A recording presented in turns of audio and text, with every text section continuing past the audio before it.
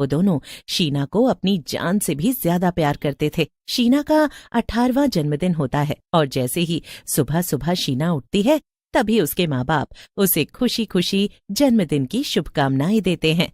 जन्मदिन मुबारक हो मेरी बेटी, चुक चुक जियो। अब बस, ये चिकनी चुपड़ी बातों से नहीं मानने वाली मैं। जल्दी बताओ, मेरा जन्मदिन का तोहफा कहाँ है? वो तो घर के बाहर है। घर के बाहर? ऐसा क्या है? शीना जल्दी से बाहर जाकर देखती है तो उसके सामने एक सुंदर सी चमचमाती गाड़ी खड़ी होती है। शीना खुशी के मारे थैंक यू बोलती है। पर ध्यान से गाड़ी चलाना। अरे, आप चिंता क्यों करते हो? शीना बहुत खुश होती है और उसी दिन अपने दोस्तों के साथ घूमने निकल जाती है। शीना अपनी दोनों सहेलियों कविता और नीलम के साथ अच्छी सी जगह खाना खाने जाती है और उसके बाद वो ऐसे ही यहाँ वहाँ घूम रहे होते हैं। मुझे एक चाय की टपरी पता है, वहाँ बड़ी ही अच्छी चाय मिलती है, चलो मैं तुमको वहाँ लेकर चलती हूँ। हाँ, चलो। शीना अपनी दोनों दोस्तों को वहाँ लेकर जाती है। सब लोग गाड़ी के पास खड़े होकर चाय के मजे ले रहे होते हैं कि वहीं एक पीपल के पेड़ पर बैठी चुड़ैल की नजर शीना की नई गाड़ी पर पड़ जाती है। अरे वाह, ये तो कितनी मस्त गाड़ी है, इतनी सुंदर और कितना अच्छा रंग है इसका, लगता है एकदम नई है। उस चुड़ैल का ध्यान गाड़ी से हट ही नहीं रहा था। मरने से पहले उसके पास बहुत सी गाड़ियां होती हैं, इसीलिए उसे मरने के बाद भी गाड़ियों का बहुत शौक होता है। ये गाड़ी तो मुझे चाहिए। बस फिर वो चुड़ैल उन लड़कियों के गाड़ी में बैठने का इंतजार करने लगती है। जैसे ही शीना, कविता और नीलम गाड़ी में बैठते हैं, वो चुड़ैल भी डिग्गी में छुपकर उनके साथ चल देती है। उस दिन सब लोग बहुत थक जाते हैं और बस फिर शीना अपनी दोनों सहेलियों को उनके घर छोड़कर खुद भी अपने घर वापस आ जाती है। वो गाड़ी को घर के बाहर अच्छे से पार्किंग में लगा देती है और घर के अंदर चली जाती है। अरे बेटी, आ गई तुम। कैसा रहा जन्मदिन? बहुत अच्छा पापा, आज तो बड़ा ही मजा आया और हम लोग आखिर में मेरी फेवरेट जगह चाय पीने भी गए थे। ये तो बहुत ही बढ़िया बात है बेटी। वैसे तुमने गाड़ी अच्छे से बाहर लगा दी है ना? कहीं ठोक वोक तो नहीं दी ना? अरे माँ, मैंने गाड़ी बहुत अच्छे से चलाई है और आराम से बाहर लगा भी दी है। ठीक है बेटी, अब तुम काफी थक गई होगी तो चलकर सो जाओ। जी माँ। उसके बाद सब लोग सोने चले जाते हैं और सबके सोने के बाद चुड़ैल गाड़ी की डिग्गी से बाहर आती है। सच में कितनी सुंदर गाड़ी है, इसको चलाने में तो बहुत मजा आएगा। चुड़ैल बस फिर गाड़ी में बैठ जाती है और गाड़ी लेकर निकल पड़ती है। रात को सड़कें लगभग खाली ही पड़ी होती हैं और चुड़ैल मजे से गाड़ी चला रही होती है।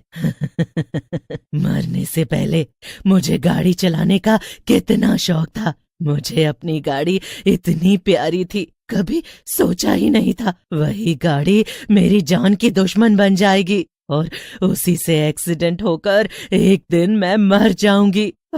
देखो ना, आज चुड़ैल बनकर कैसे भटक रही हूँ, पर अफसोस का अब कोई फायदा नहीं। अब मुझे वो सब बातें नहीं सोचनी चाहिए और इस नई गाड़ी के मजे लेने चाहिए। चुड़ैल शीना की गाड़ी को लेकर सड़कों पर यहाँ से वहाँ घूम रही होती है। चुड़ैल सड़कों पर गाड़ी चलाती रहती है और किसी को कुछ पता ही नहीं चल पाता। थोड़ी देर बाद जैसे ही चुड़ैल गाड़ी को एक जगह मोड़ने की कोशिश करती है तो गाड़ी की साइड में खरोंच आ जाती है। ओहो, नई गाड़ी का हो गया कल्याण।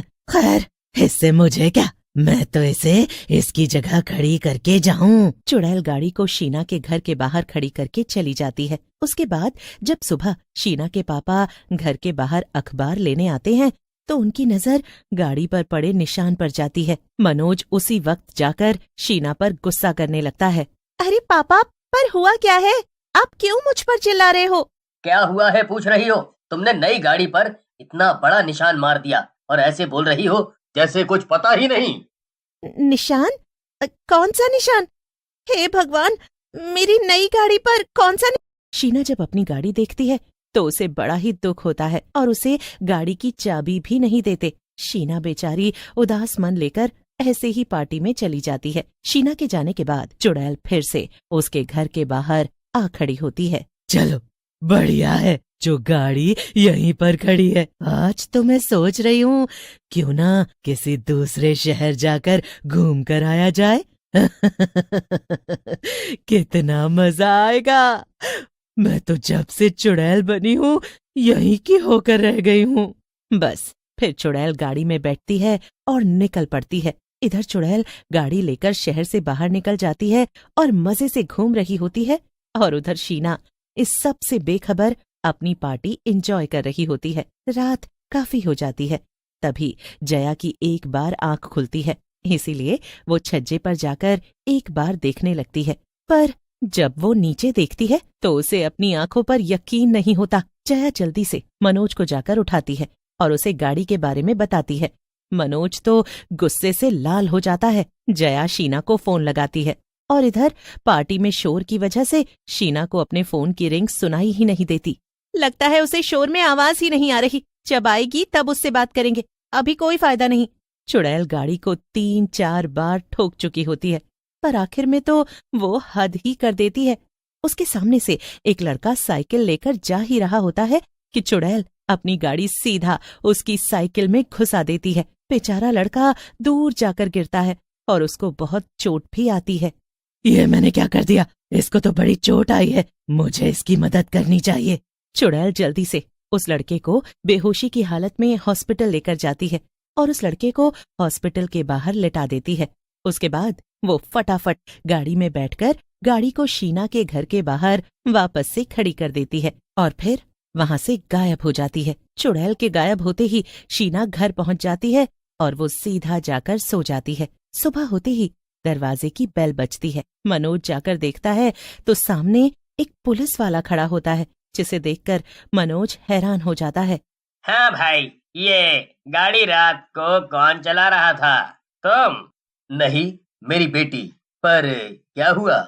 ओह अच्छा, तो जरा बाहर बुलाइए अपनी बेटी को। अरे पर हुआ क्या है? इस गाड़ी से कल रात को एक लड़के की मौत हुई है।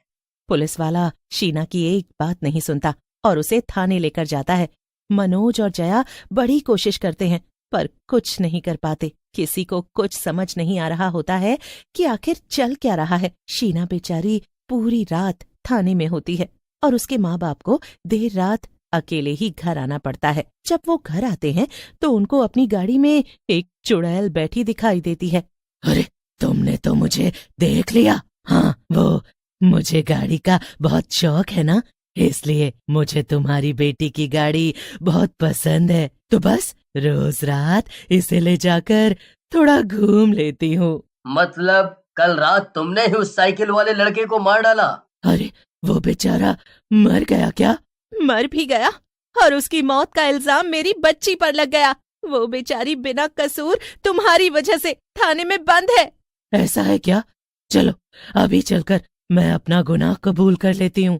चुड़ैल उसी वक्त गाड़ी में मनोज और जया को बैठाकर थाने जाती है और हॉर्न बजाने लगती है। जब पुलिस वाला बाहर आकर चुड़ैल को देखता है तो उसकी आंखें फटी की फटी रह जाती हैं। घबराओ मत, मैं तो अपना गुनाह कबूल करने आई हूँ। दरअसल मुझे ये गाड़ी चलाने का बहुत शौक है।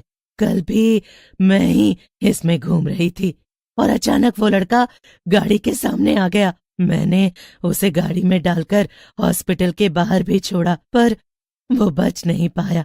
मेरी सजा यही है कि आज के बाद मैं कभी किसी भी गाड़ी को हाथ भी नहीं लगाऊंगी। बस फिर पुलिस वाला शीना को छोड़ देता है और वो अपने माँ बाप के साथ घर चली जाती है। उसके बाद चुड़ैल भी वहां से चली जाती है और कभी किसी भी गाड़ी को हाथ तक नहीं लगा।